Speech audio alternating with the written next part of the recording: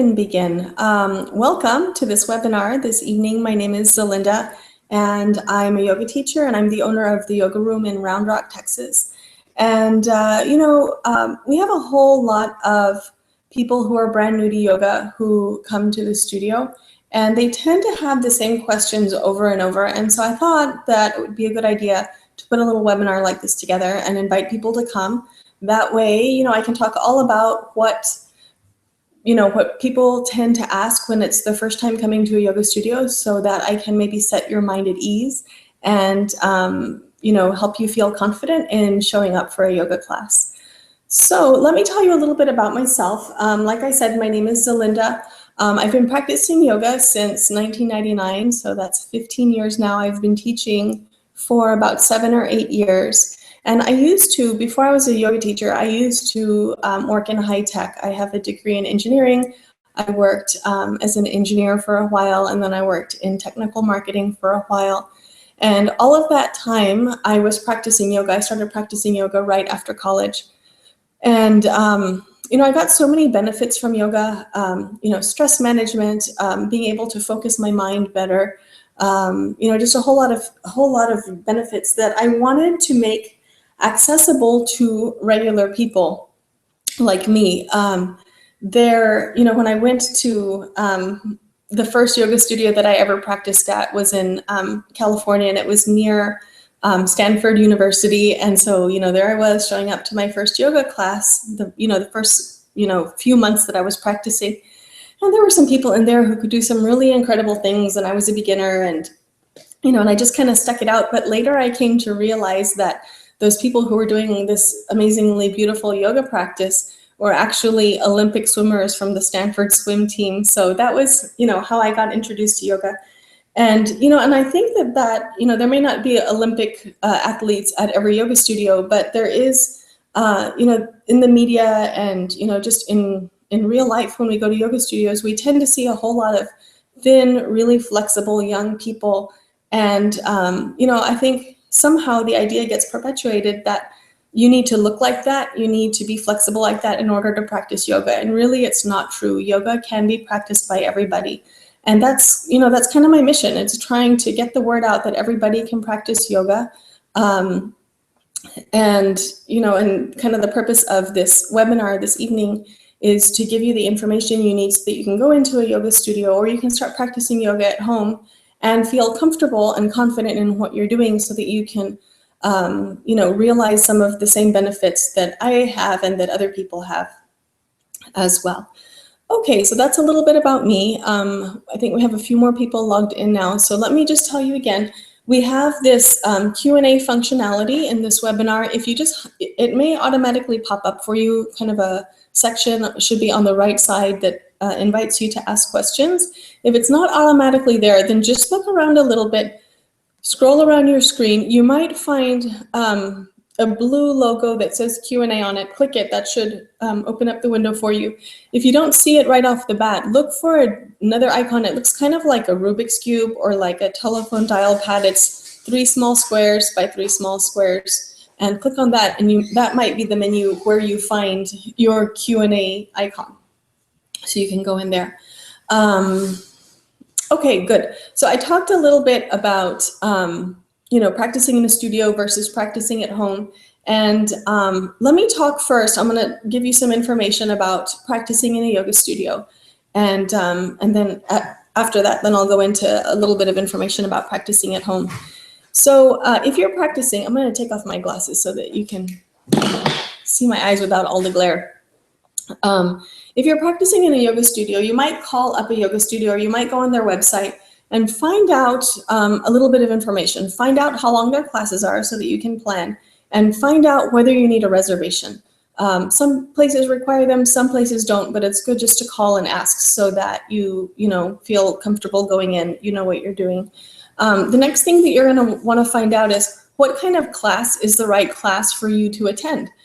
I always recommend that when people are brand new to yoga, that they try out something that's slow paced. So some general names that you're looking for, some general class names, is gentle yoga or maybe hatha yoga. And hatha yoga is, it's spelled H-A-T-H-A.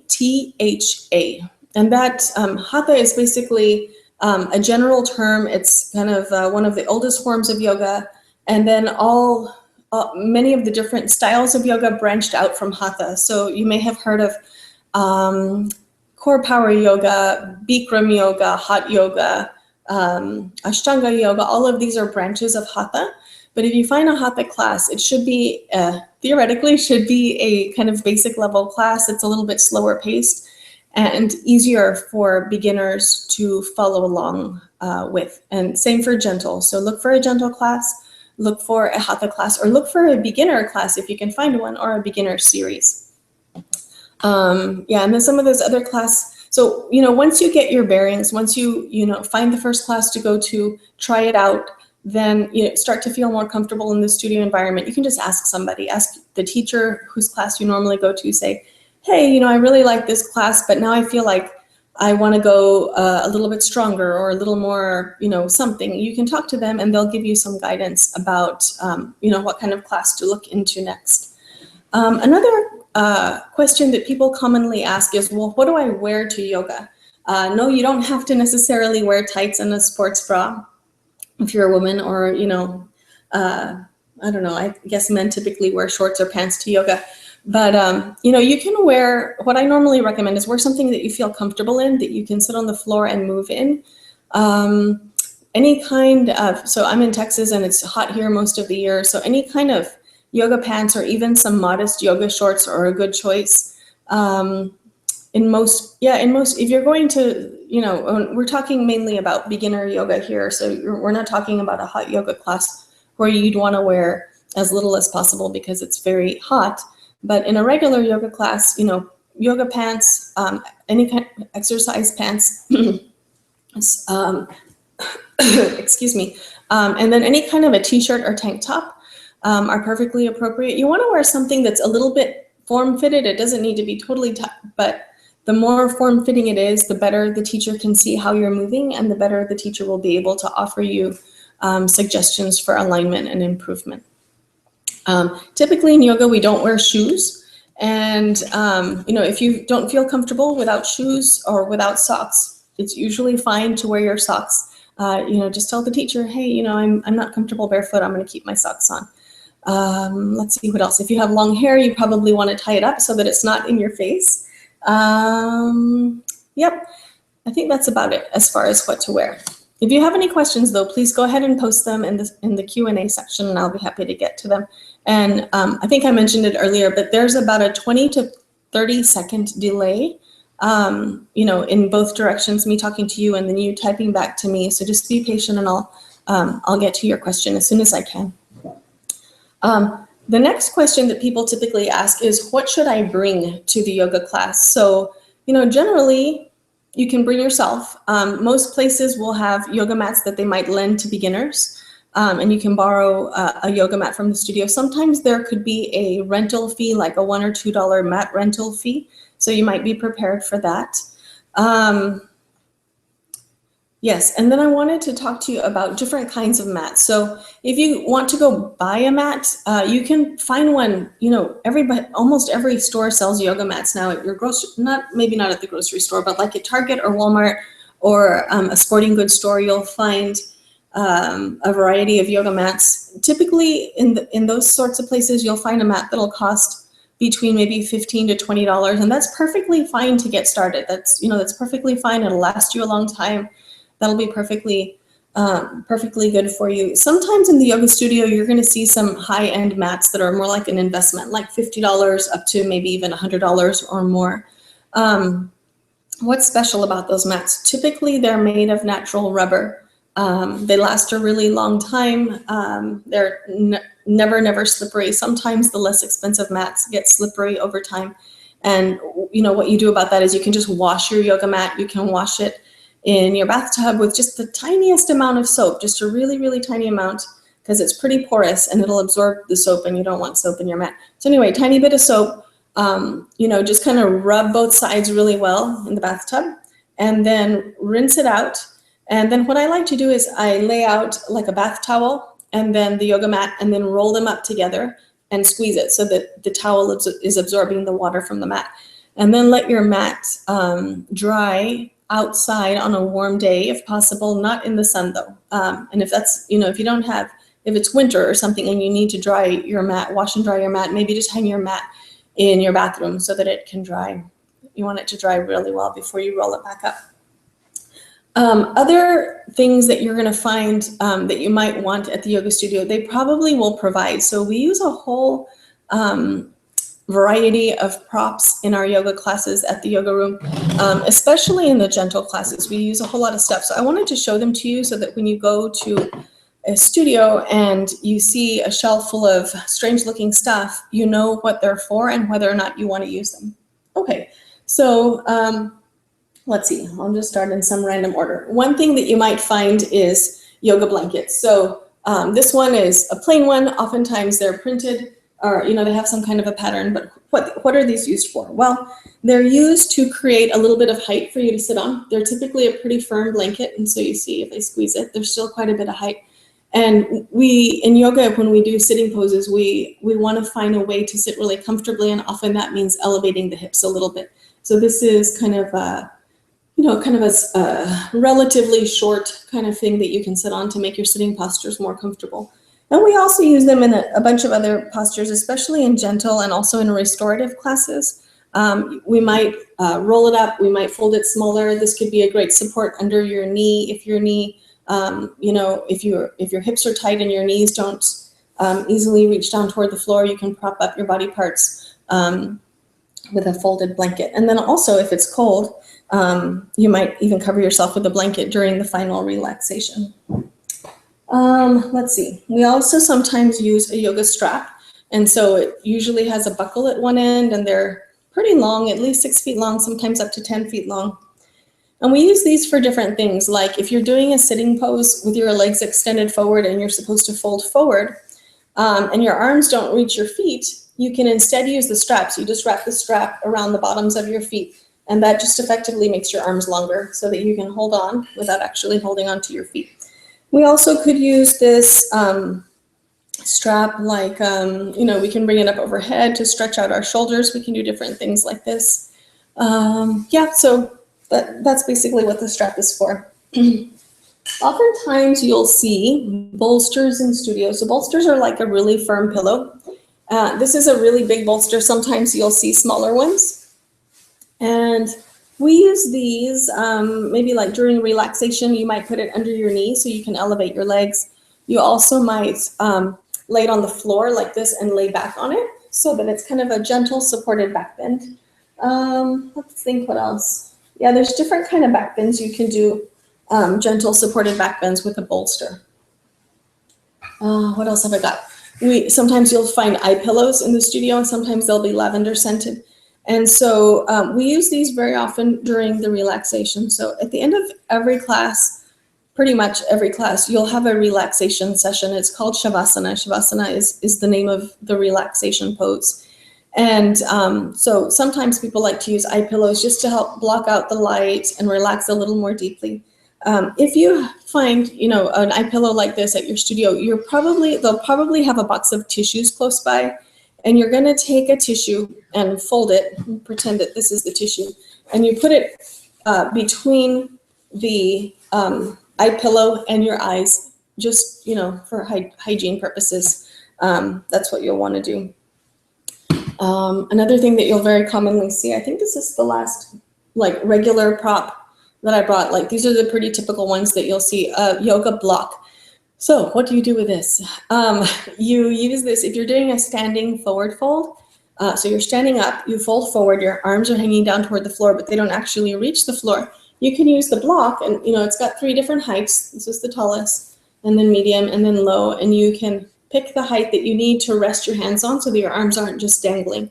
That's probably the most common use that we have for blocks. Another one of my favorites is to use the block and the bolster together. This might be a little hard to demonstrate here if I'm just holding them, but if you set them up kind of like this, you can see it kind of makes a recliner.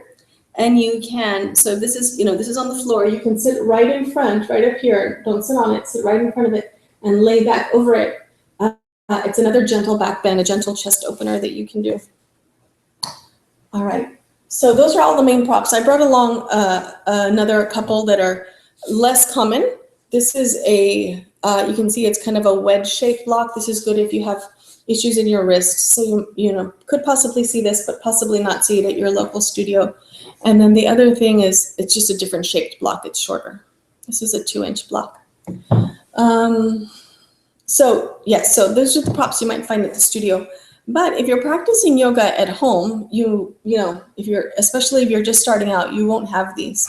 And so you can improvise. If you don't have a blanket, maybe use a beach towel or some, firm sort of blanket that you have at home. If you don't have a bolster, maybe you have some firm sofa cushions that you could use, or maybe you can stack a few folded towels to, simulate the height of a bolster.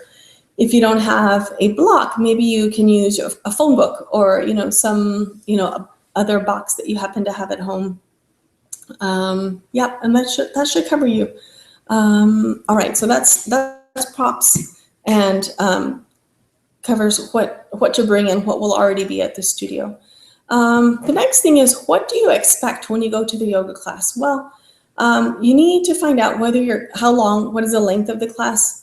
Commonly, you might find a 45-minute class, an hour long, 75-minute, or 90-minute. So you should, find out in advance so you know what to expect in terms of the length of the class. The way classes are structured typically is that there'll be, at the beginning, some kind of a warm-up, some kind of a centering practice, like they may ask you to stand or sit or even lay down.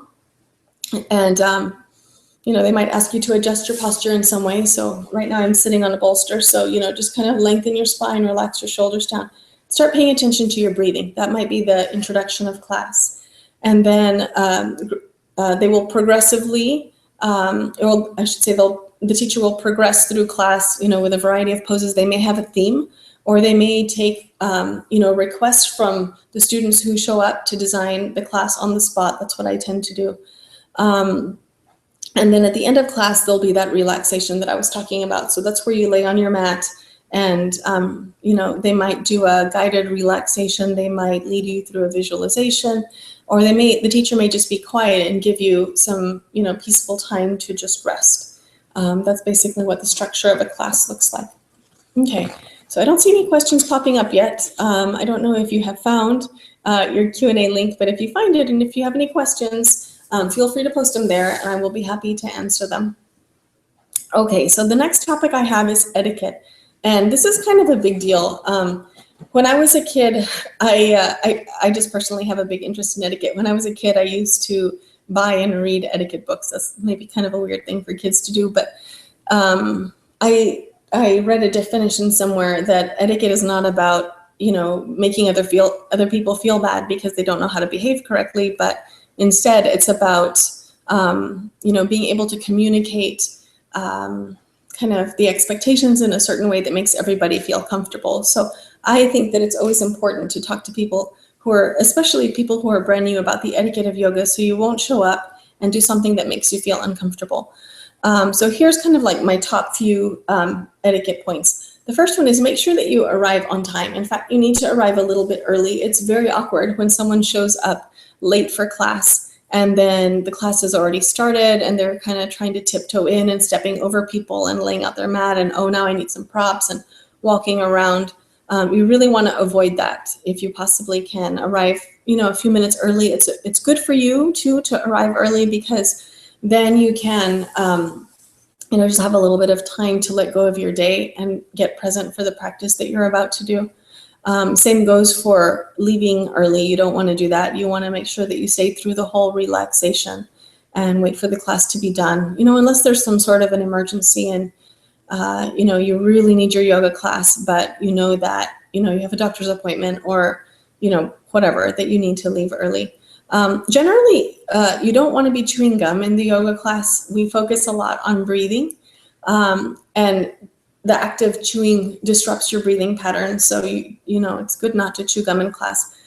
And then this one might be a little bit of a surprise, but you want to not wear any kind of perfume or scents. We do, like I just mentioned, a whole lot of breathing in yoga, and some people are sensitive to smells, and it can be a smell of a lotion. It could be, something that you think is really mild and everyone is going to like the smell, but you never know when someone might be sensitive. And actually, I'm one of those people who's pretty sensitive to smells. So I definitely like to point this one out. And it's the same for, pleasant smells like perfumes or colognes, but also for unpleasant smells like body odor. You want to make sure that you are clean when you come to class. You maybe will be in close proximity to other people, and you don't want to subject them to smelling, your smell if you're not clean. That would not be nice. And then one other thing that also is sometimes a surprise to people is you want to make sure to respect the other people's space. So the yoga mat, it seems like it's just a mat, but you kind of, after practicing on your mat for a while, get a connection with it, and it just kind of feels like your personal space. So you don't want to be stepping on any other person's mat without their permission. If you happen to be doing some kind of an activity where, like a partner work or something, where you might need to step on someone's mat, it's always good to ask them, hey, is it okay if I step on your mat? And they'll really appreciate you doing that. Okay. What else? Okay, so I think that's all I have related to practicing in a yoga studio. So if I missed anything that was on your mind, please go ahead and send it to me in the questions, or you could also email it to me. I wonder if I can send you the email address to reach me at. I'll try to post it here in just a minute. The other thing that, the other category of practice that I wanted to talk to you about is practicing at home. So you definitely can practice at home. I talked to you about the props and, how you can improvise props to practice at home. But then the question is, where do you get your instruction? So you might read a book and try to follow along with a book to learn some yoga at home. You might use like a yoga DVD or something you find on YouTube. We have videos on YouTube, and in a minute too, I'll try to post you the link for that. But yeah, you can practice at home using any of those methods of instruction, or you may already know. I'm trying to pull up YouTube now so I can give you the link to our YouTube channel. You may already know yoga. You may already know how you want to practice, and in that case, you're set. You know what you want to do. Okay, so there's another function on here which is called Showcase, and on my computer it looks like, I'm not sure, it looks like a little yellow hang tag, like what you would find on new clothes, like where they put the price on the clothes. That's where I can post you the link. So here's the link to our YouTube channel. Oop, where'd it go? I think it's loading. Yep, okay. So we've got a whole bunch of videos on our YouTube channel, like short ones, like 5 to 10 minutes long, stuff you can practice at home. Let's see, what else do I need to tell you about that?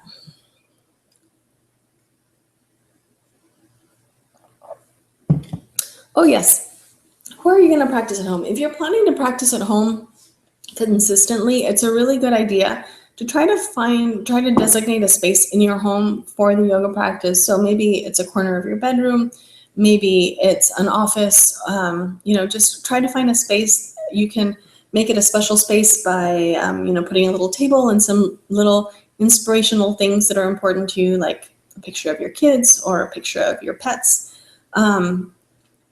Or just any other thing that brings you a sense of peace. It's nice to, just kind of make a little altar for yourself for your yoga practice. And you generally want to keep it, clean and neat, and just have your mat there and not too many distractions. I feel like there was something else I was going to tell you about yoga instruction. Let me think for a second there. Yeah, maybe not. Oh yes, this is what I was going to tell you. Good thing I made a note on it. Even if you're practicing at home with a book, on your own, with a video, whatever, it's really good to go to a yoga studio when you can, so that you can get, the benefit of a teacher watching your practice and helping you out. So sometimes you might think that you're doing a pose really well, and then you go to a class and the teacher gives you an adjustment or gives you some kind of a verbal cue, and you're like, wow, this pose is completely different now that that someone has watched me and given me some feedback on how to do it. I think there's a lot of value in that. Okay. Oh, and there was some other thing I was going to tell you about practicing. Let's see, practice at home, go to a studio when you can. There was something about instruction. Geez, now I don't know. Hopefully it'll come back to me. All right, so I think that's about all the information I have about how to start a yoga practice, giving you all the information that I have so that you can feel comfortable and confident getting started. The next thing I wanted to tell you is that I'm very excited, we're launching a set of online videos today. So it's a set of 4 videos specially designed for beginners. So it's a 4-class beginner series. It's modeled after the 6-class beginner series that we do live in our studio. You know, we have students come in and we teach this in person, but now we have an online version, and they're downloadable. So, you know, if you're interested in this, I'm going to post you the link here in just a minute. Let me do that right now. Let me grab it for you. Here it is.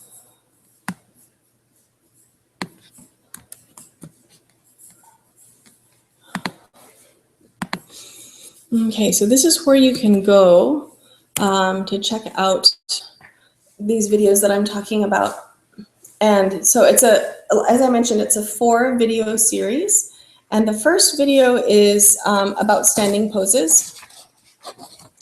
The second video is sitting postures. The third video is about the downward facing dog sequence and the poses that we do in that sequence. So that's just a common sequence that you'll see in a lot of yoga classes. So I wanted to focus on it and show you all the alignment details so that you can do it well and safely. And then the last class, the 4th class, it's a combination. The pose focus is reclining poses, so poses where you're laying down, but it also does double duty as a relaxation practice that you can do anytime. So if you feel like you want to do yoga practice, you just pull up class 4. You know, after you've gone through the whole beginner series, you have class 4 that you could take over and over. It's a great relaxation-based practice. So I think that these links are not posting right. I'm not exactly sure why. I can see them. I will send them to you after this webinar. So what I'm going to do here in just a little bit when we're done, when I close up the webinar, YouTube is going to magically make a recording for me, and I'm going to send you the link to the recording in case you want to go over any of this information again. And then in that same email, I'll go ahead and post all these links that may or may not be showing up for you, so that you will have a link to our YouTube channel and all those free videos, and then you'll have a link to our new beginner series that's available for purchase. And speaking of that new beginner